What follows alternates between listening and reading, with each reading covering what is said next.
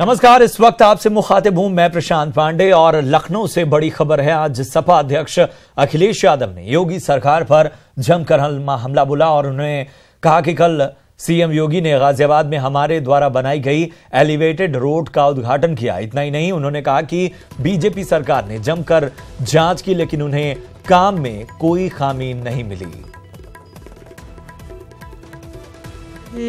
अभी गाजियाबाद उद्घाटन कराए।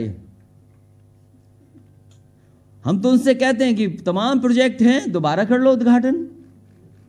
अपनी सरकार का कोई काम किया हो जिसको पूरा कर लिया हो वो तो बता दो।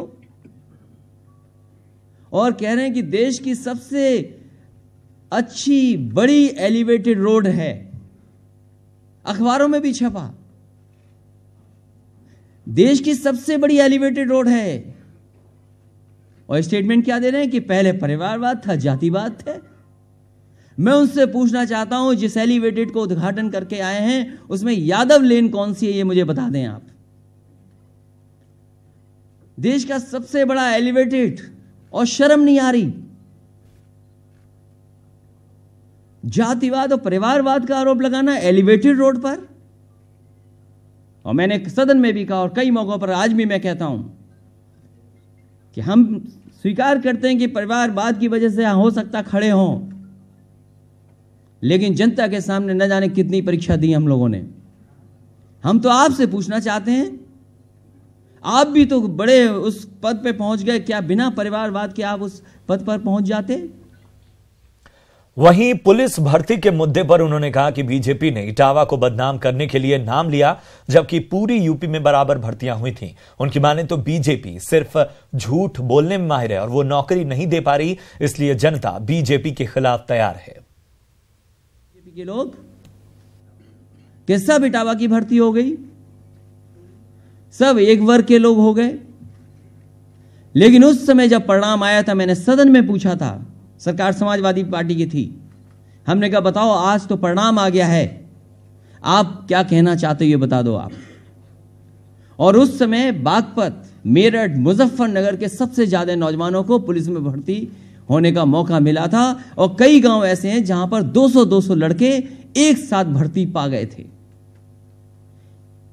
मेरा कहने का मतलब इतना ही है कि यह सरकार केवल बदनाम करना चाहती है। यह सरकार लोगों को परेशान करना चाहती है और इसी के तहत पार्टी के वरिष्ठ नेता आजम खान साहब को यह जानबूझ करके परेशान करना चाहती है सरकार। नौकरियां तो निकाली नहीं, ना दे रहे हैं नौकरी रोजगार। जिन लोगों ने दी हुई हैं उन पर भी प्रश्न लगा रहे हैं।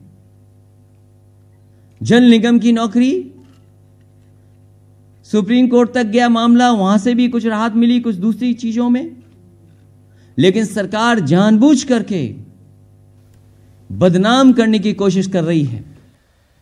इसके साथ ही उन्होंने बीटीसी, बीपीएड और शिक्षा मित्रों के मामले में हमला बोलते हुए कहा कि बेरोजगारों की फौज तैयार हो गई है, उन्हें नौकरी की जगह केवल लाठियां मिल रही हैं। बनती चली जा रही है बेरोजगारों की लंबी। किस पे लाठी नहीं मारी है आपने? बीटीसी वाले अपना हक मांगने आए, उन पे लाठी मार दी। बीपीएड वाले आए, उनसे झूठ बोल दिया, आश्वासन दे दिया, उन्हें लाठी मार दी।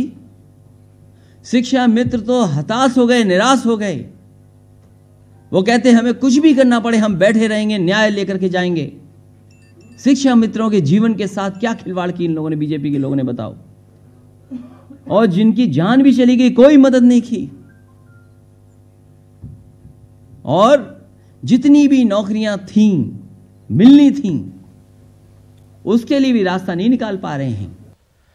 वहीं राजा भैया के सवाल पर अखिलेश यादव ने कहा कि लगता नहीं है कि राजा भैया हमारे साथ हैं। जो साथ हैं वही साथ हैं, जो दूर हैं वो हमसे दूर रहे, इसलिए उन्होंने ट्वीट डिलीट कर दिया। ये सूचना सही है कि हमारा सहयोग और हमारी मदद नहीं मिली तो हम ट्वीट डिलीट कर देंगे, उसमें क्या गलत बात है?